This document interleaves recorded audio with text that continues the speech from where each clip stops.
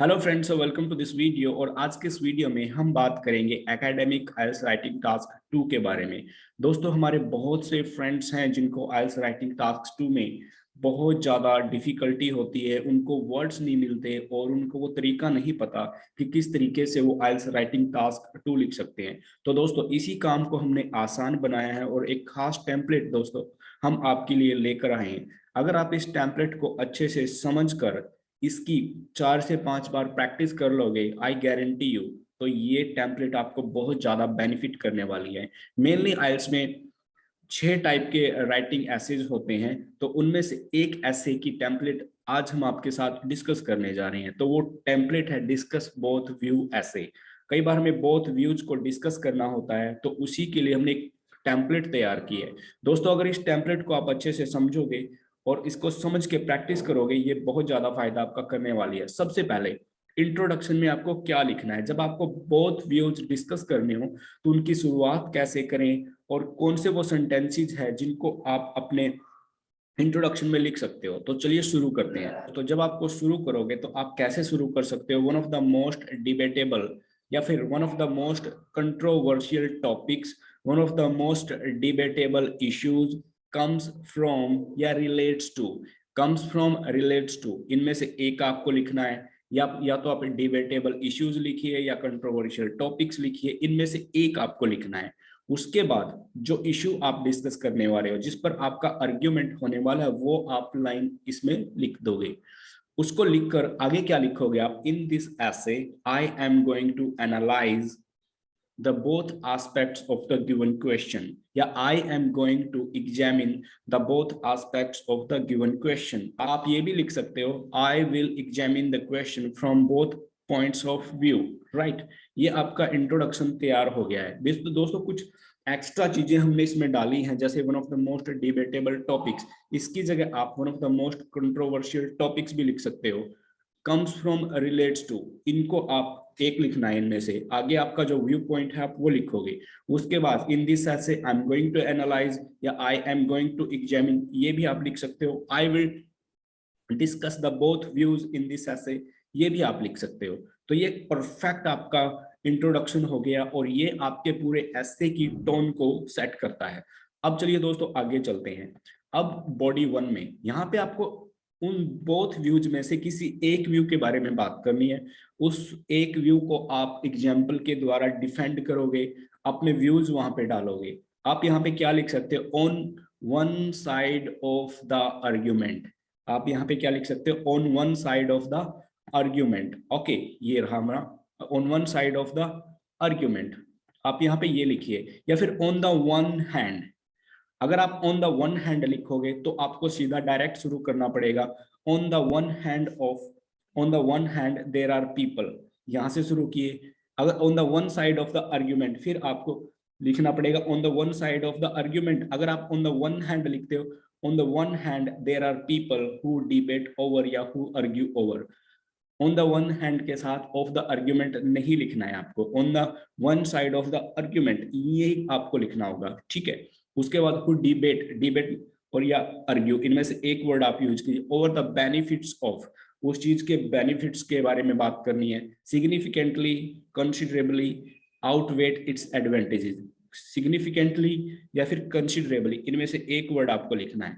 Okay, तो आपने वहां पे उसको डिफेंड किया है। आगे द की रीजन या main reason, the key reason और मेन रीजन दोनों का मीनिंग एक है। The key reason, the main reason to believe this is that. उसके बाद आपको आगे वो सेंटेंस लिखना है। It is obvious to say that, यह कहना स्वाभाविक है। And one pragmatic example of this is, उसका जो एग्जाम्पल है आगे वो डाल दोगे आप, राइट। तो इस तरीके से आपने बॉडी पैराग्राफ 1 कंप्लीट कर लिया है।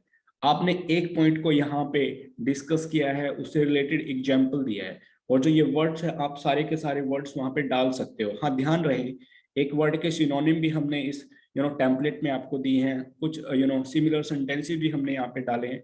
You do not have to repeat them, right. Okay, आगे चलते हैं। अब बॉडी 2 में आपने एक पॉइंट की बात बॉडी 1 में की है, अब चलते हैं बॉडी 2 पे। यहाँ पे on the other hand, on the one hand की बात बॉडी 1 में होगी, बॉडी 2 में on the other hand. It is quite possible to draw contrasting viewpoints. मतलब कि ये इसके अगेंस्ट बात हो रही है बात। It is often discussed that, यहाँ पे it is often argued that, it is often debated that, ये भी लिखा जा सकता है। इनफैक्ट उस चीज के बारे में डिस्कस कीजिए। Okay, people usually have such opinion because, लोगों का यह विचार है क्योंकि, वो रीजन आपको वहां पे देना है। अनदर पॉइंट इज दैट, दूसरा बिंदु ये है, और उसके एक गुड इलुस्ट्रेशन, एक गुड एग्जाम्पल, जैसे प्रैग्मेटिक एग्जाम्पल के बारे में हमने बॉडी 1 में बात की थी, बॉडी 2 में एक गुड इलुस्ट्रेशन, तो यहाँ पे उसका एग्जाम्पल का सिनोनिम भी हमने दे दिया है, ठीक है, राइट। तो इस तरीके से आपने बॉडी 2 भी अपनी कंप्लीट कर ली है। तो ध्यान रहे, बॉडी 1 में एक पॉइंट आप डिस्कस करोगे, बॉडी 2 में पॉइंट 2 आप डिस्कस करोगे। देखो व्यू है, 2 व्यूज को आपको डिस्कस करना है, 1 को आप बॉडी 1 में डिस्कस कीजिए और दूसरे को आप बॉडी 2 में डिस्कस कीजिए। ओके, इस तरीके से एग्जामिनर स्टेप बाय स्टेप आपकी राइटिंग को अच्छे से एनालाइज कर पाएगा। देन चलते हैं कंक्लूजन पे। एज वी हैव एक्सपीरियंस्ड, यहाँ पे आप ये भी लिख सकते हो as we have seen, it is difficult to answer the question, या it is not easy to answer the question, to balance it, यहाँ पे to balance, I am convinced to believe that. Okay, I am convinced to believe that, आगे जो भी आपका opinion हो वो यहाँ पे आप डाल सकते हो। तो इस टेम्पलेट में दोस्तों 80 प्लस वर्ड्स हमने कवर किए हैं। जो ये 80 प्लस वर्ड्स हैं, ये आपके पूरे ऐसे की टोन को सेट करते हैं। अगर आप इसको अच्छे से समझ लोगे और समझ के इनको स्टेप बाय स्टेप प्रैक्टिस करोगे, आई guarantee you will and up scoring high. Okay, तो दोस्तों देखिए, अब देखिए दोबारा इस पे चलते हैं हम। ये हमारा इंट्रोडक्शन हो गया। ओके, इंट्रोडक्शन में हमने आपको सारी चीजें क्लियर कर दी हैं कि आपको क्या लिखना है, क्या नहीं लिखना है।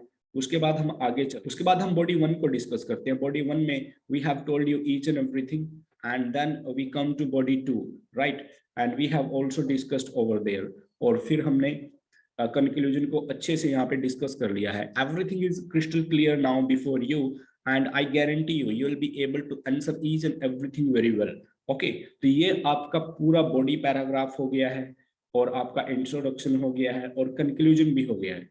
आप इसको बड़े आराम से एग्जीक्यूट कर सकते हो। If you want to execute that, I don't think so this is going to create any fuss for you, ये कोई फस आपके लिए क्रिएट करेगा। ओके, तो इसको अगर आप फेमिलियर अच्छे से होना चाहते हो, इस टेम्पलेट की प्रैक्टिस कीजिए। सबसे पहले इसको लिख लीजिए।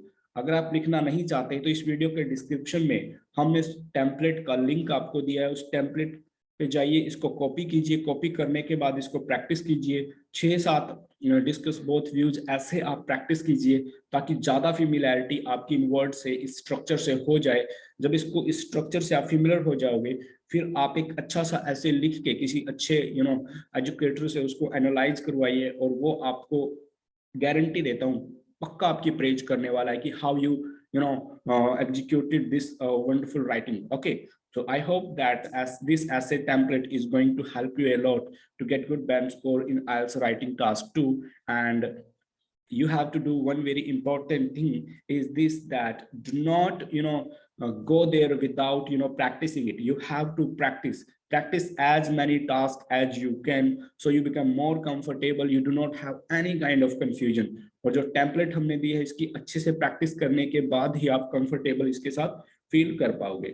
ओके दोस्तों, चलिए मिलते हैं नेक्स्ट टाइम। अगर आपने अभी तक हमारे चैनल को सब्सक्राइब नहीं किया है, please do it now, because we will bring more exciting videos for IELTS, because our motto is to help you get desired band score in IELTS examination, right? So please subscribe and see you next time.